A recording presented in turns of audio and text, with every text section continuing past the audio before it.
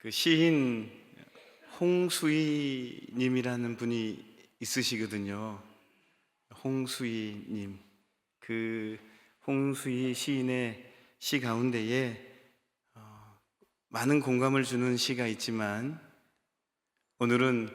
오늘부터 이제 매주 금요일 날 수험생과 우리 자녀들을 위한 기도회로 진행하니까요.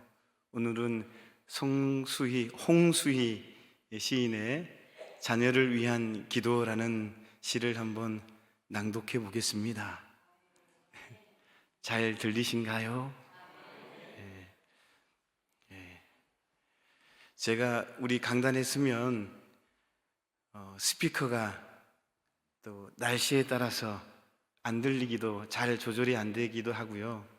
성도님들 앉아있는 우리 참석 수에 따라서 또 잘 맞추기가 힘들 때가 있습니다.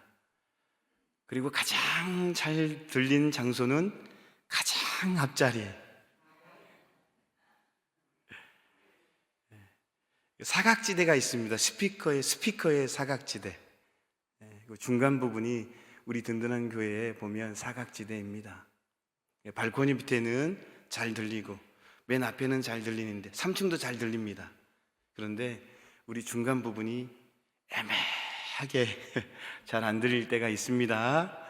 그럴 때는 좀 앞으로 오시든가 아니면 뒤쪽으로, 발코니 뒤쪽으로 가시거나 그러시면 좋겠습니다. 그렇지만 가장 은혜 받은 자리는 어디입니까? 앞자리입니다. 앞자리입니다. 제가 이렇게 설교하고 말씀 나눌 때는 괜찮지만, 우리 설립자이신 우리 담임 목사님께서 말씀 선포하실 때는 되도록이면 앞으로 좀 오세요. 아멘. 그리고 모니터가 잘 들릴 때도 있지만 가끔씩 모니터가 다른 데 이사 갈 때가 있습니다. 강단 모니터가. 그래서 안 들릴 때가 있습니다. 여러분들 그 이해를 해주시고 예배 하나님께 드렸으면 좋겠습니다. 그리고 예배에 집중하면 잘 들립니다. 쑥떡같이 얘기해도 찰떡같이 들립니다. 이 자리에 성령님이 임하실 줄로 믿습니다. 홍수인님의 자녀를 위한 기도입니다. 꽃길만 가지 않게 하소서. 꽃길만 간다면 흙길, 자갈길, 가시밭길 가는 이에 쓰리고 아픈 마음을 헤아리지 못하는 까닭입니다. 험한 길만 가지 않게 하소서. 험한 길만 간다면 자칫 마음이 꼬불꼬불 꼬부라져 세상을 꼬불하게 볼 것이기 때문입니다. 다만 원하오니 사람 살아가는 어느 길 위에서나 감사할 이유를 찾을 수 있는 소박하고 가난한 눈을 허락하소서. 그리하여 그 힘으로 자신에게 미소 짓는 법을 알게 하소서. 그리하여 그 힘으로 타인에게 미소 짓는 법을 알게 하소서. 자녀를 위한 기도라는 시입니다.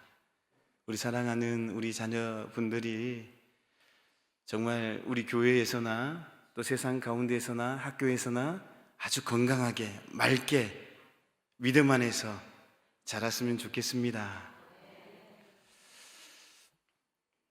아침 저녁으로 날씨가 많이 싸늘해졌습니다. 이런 계절이 되면 머리도 맑아지고요, 기도하기에 좋은 계절입니다. 우리 함께 기도하기를 원합니다. 수험생과 자녀들을 위한 기도이지만 특별히 이제 또 한 가지 더 말씀드리고자 한 그 부분은 금요 철야 예배 때 우리 10월 27일 연합 예배 있지 않습니까? 동성애법, 포괄적 차별금지법, 여러분 기도해야 될 줄로 믿습니다. 여러분 아주 좀 영적인 기민함으로, 영적인 간절함으로 동성애법 같이 기도했으면 좋겠습니다. 그 부분 또한도 다음 세대 우리 자녀들을 위한 기도입니다. 학교에서, 교회에서 동성애는 잘못됐어, 그 행위에 대한 부분을 가르침을 가지면 안 된다라고 하는 그런 법입니다. 잘못된 법이에요? 잘못된 법이에요? 예. 여러분은 잘못된 부분입니다.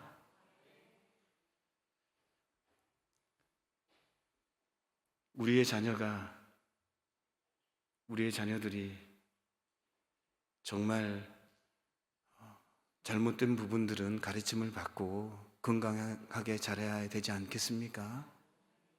여러분들 꼭 철야 예배 꼭 나오셔서, 물론 다른 시간에도 새벽 예배 또 개인 시간에 기도도 해야 되지만 특별히 자녀들을 위한 기도이니까 이 철야 예배 다 나와서 합심해서 뜨겁게 기도했으면 좋겠습니다. 오늘 우리가 묵상할 사무엘상은 이스라엘의 과도기 역사를 다루고 있습니다. 사무엘상은 이스라엘의 마지막 사사였던 사무엘이 사사 시대 말기에 등장하면서 하나님께서 이스라엘의 왕으로 택하신 자에게 기름을 붓고 그를 왕으로 세움으로 말미암아 사사 시대가 마감되고 이제는 왕정 시대가 시작되는 과도기의 역사를 다루고 있습니다. BC 1103년경부터 BC 1010년까지 약 93년간 사무엘의 출생부터 사울의 죽음까지 기록된 내용이 바로 사무엘서입니다. 오늘 사무엘서 말씀을 통해서 우리가 하나님의 가르침을 받고자 하는 첫 번째 가르침은요, 지극히 작은 자도 하나님께 붙들리면 큰 일을 이룰 수가 있다라는 것입니다. 따라해 봅시다. 지극히 작은 자라도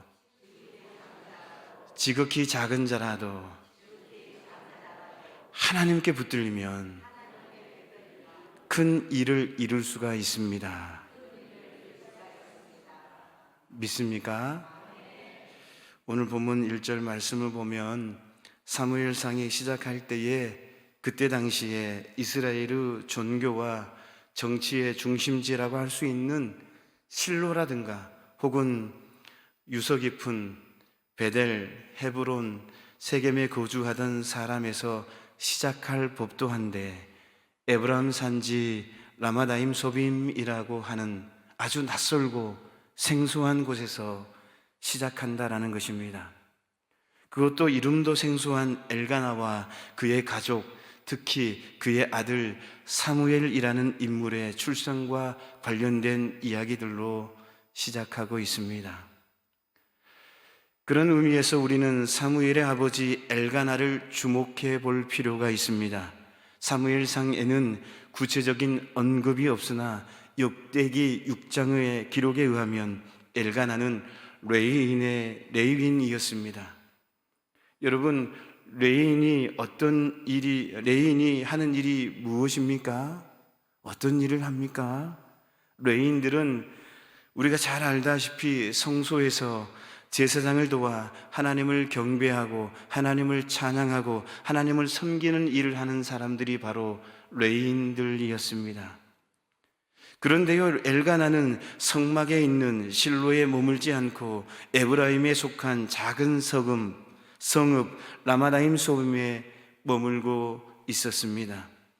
물론 민수기 35장에 기록된 것처럼 엘가나도 이스라엘 전역에 흩어져 살게 된 레인 가운데의 한 사람으로 라마다임 소빔에서 하나님과 거주민들을 위해 봉사했을 것입니다. 여기에서 생각해 볼 수 있는 것은 엘가나가 실로에 정착할 수도 있었는데 왜 하필이면 라마에 정착해야만 했던 이유는 무엇일까요? 그것은 바로 짐작해 보면 그의 가문이 힘이 없었던 것 같습니다. 다시 말씀드리면 레인들 중에서도 중심 세력을 형성하지 못했다라는 것입니다. 레인들 중에서 중심 세력에 들어가지 못했다라는 것입니다. 그럼에도 불구하고 하나님은 엘가나를 역사의 전면에 세우셨습니다. 그의 후손 사무엘을 이스라엘의 가장 위대한 사사로 세우시고 왕정 시대를 여는 역사적인 인물로 역사적인 일을 이루어가게 하셨다라는 사실입니다. 성도 여러분, 우리가 이 사실을 통해 알 수 있는 것이 무엇입니까? 하나님은 세상적인 조건이 훌륭하고 세상적으로 탁월한 사람만을 골라서 일을 하시지는 않는다라는 것입니다. 인간적으로 볼 때에 뛰어난 사람만, 인간적으로 볼 때에 아주 훌륭한 사람만, 그 사람들만 택해서 일을 하시지는 않는다라는 것입니다. 세상적인 조건으로 볼 때에 과연 그에게서 무엇이 날 수 있을까? 과연 저 사람이 할 수 있을까? 세상적으로 눈을 봤을 때 내 자녀가 별 볼일 없는데 과연 세계적으로 귀하게 쓰임받는 자녀가 될 수 있을까? 그런 사람이라 할지라도 하나님은 사용하신다라는 것입니다. 다시 말씀드리면 인간적으로 별 볼일 없는 사람일지라도, 인간적으로 부족한 사람일지라도 우리 하나님께 붙들리면 큰 일을 이룰 수 있도록 하나님이 쓰신다라는 사실입니다. 주님께 붙들면 쓰임 받을 수 있다라는 것입니다. 좀 부족할지라도, 우리가 봤을 때 좀 연약할지라도 주님께 붙들리면 하나님이 사용하신다라는 사실입니다.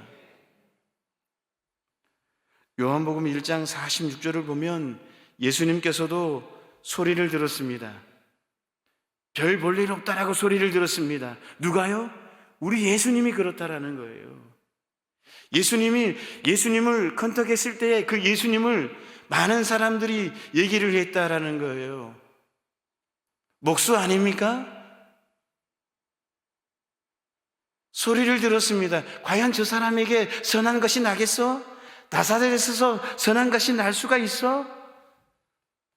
그런 소리를 들었다라는 것입니다. 하나님은 그럼에도 불구하고 예수님을 인류의 구주의 머리로 삼으셨다라는 거예요. 하나님께서는 예수님을 교회의 머리로 세우셨다라는 사실입니다. 여러분 잘 아는 모세를 생각해 보십시다. 모세는 어떻습니까?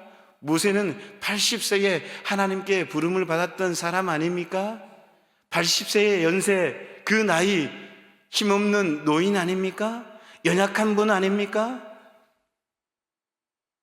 오히려 인류의 정말 구원자로, 어떻게 보면 인류 역사의 큰 일꾼으로 세운다고 한다면 좀 힘도 있고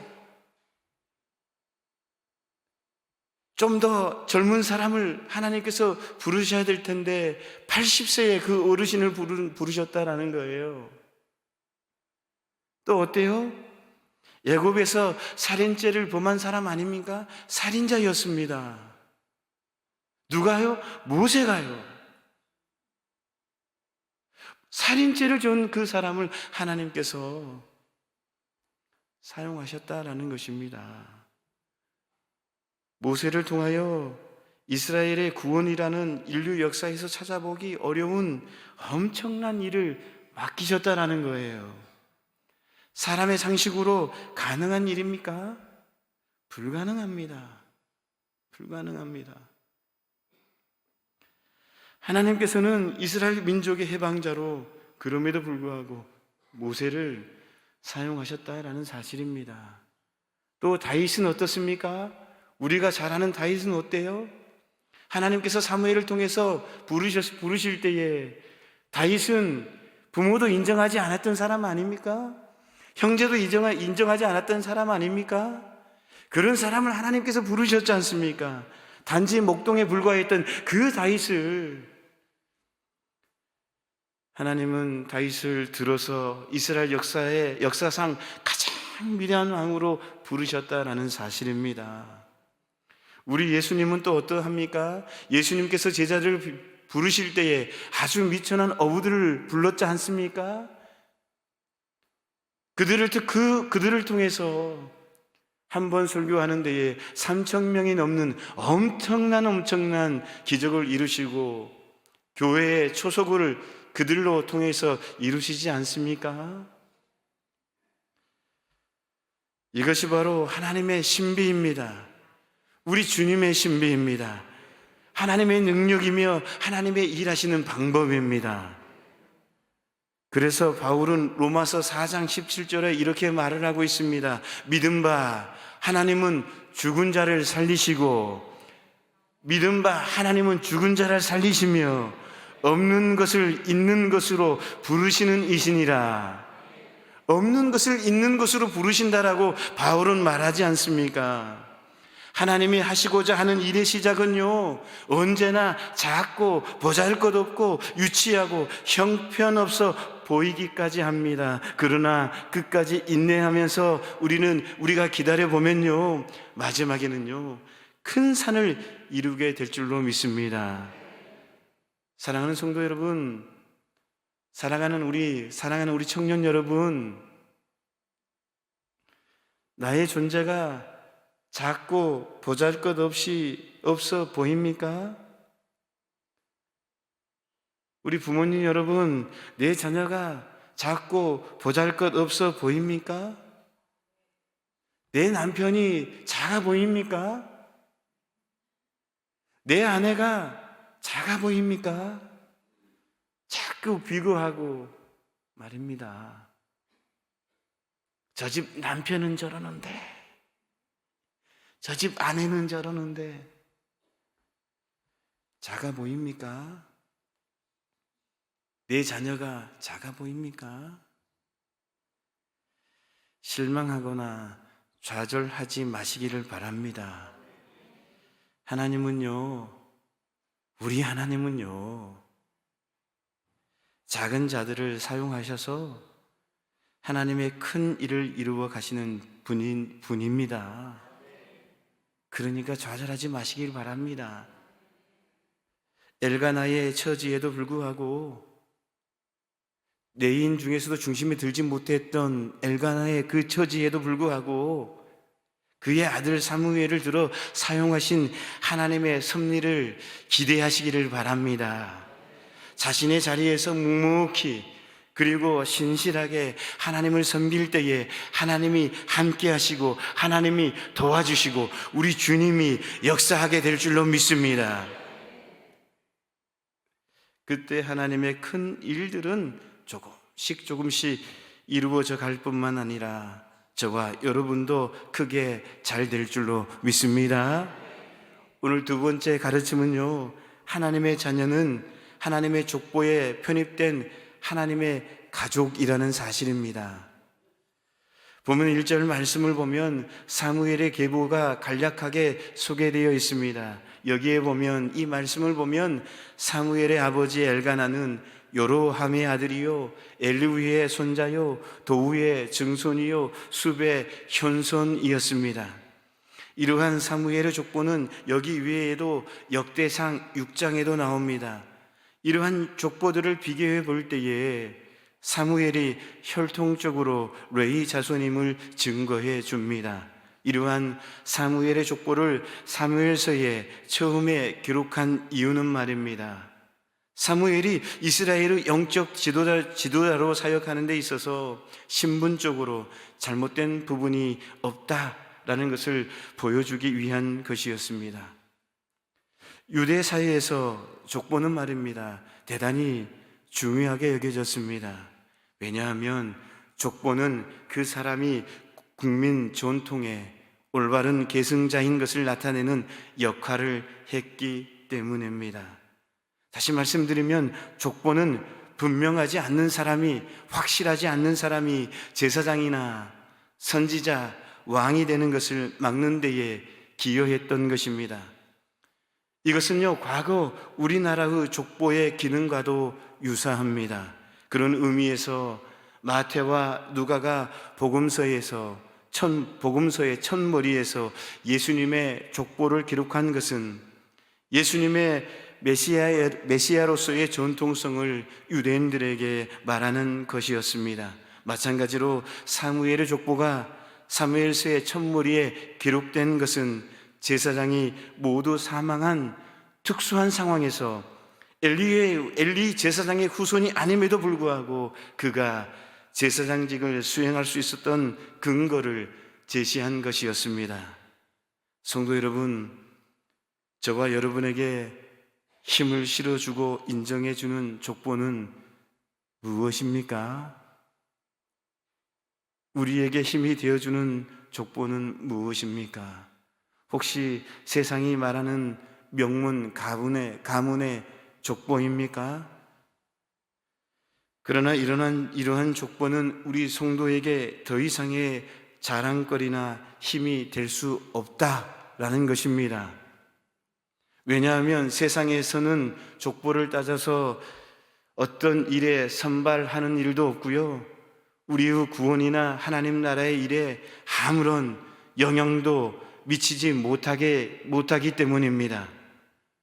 우리 그리스도인들에게 있어서, 우리 성도에게 있어서 세상 어느 명문가의 족보보다도 더 귀한 족보는 말입니다, 우리의 구원과 장차 하나님의 나라의 영광과 직접적인 연관이 있는 바로 하나님의 족보인 줄로 믿습니다.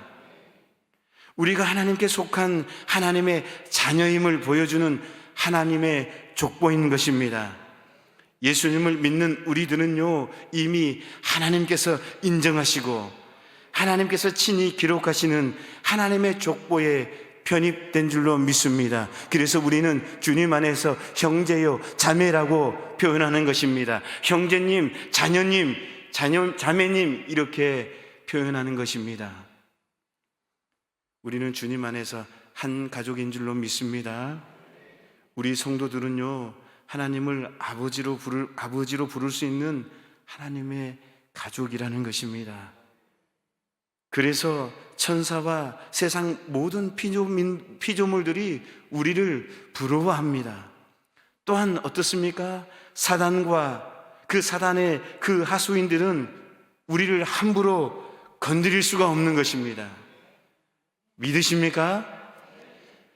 사단은요, 우리의 영역을 침범할 수가 없습니다. 우리를 넘어뜨릴 수가 없습니다. 우리 자녀들을 건드릴 수가 없습니다. 우리가 매주 금요철야 예배 때 나와서 기도하면 할수록, 예수님의 이름으로 기도하면 기도할수록 주의 영이 우리의 자녀들을 붙잡고 있는 줄로 믿습니다. 사단의 영역이 침범할 수가 없는 거예요. 성령 하나님께서 보호하시기 때문입니다. 24시간 눈동자 같이 우리 자녀들 보호하고 있는 거예요. 내 직장을 보호하고 있는 거예요. 내 남편을 보호하고 있고, 내 아내를 보호하고 있고, 우리 가정을 보호하고 있는 거예요.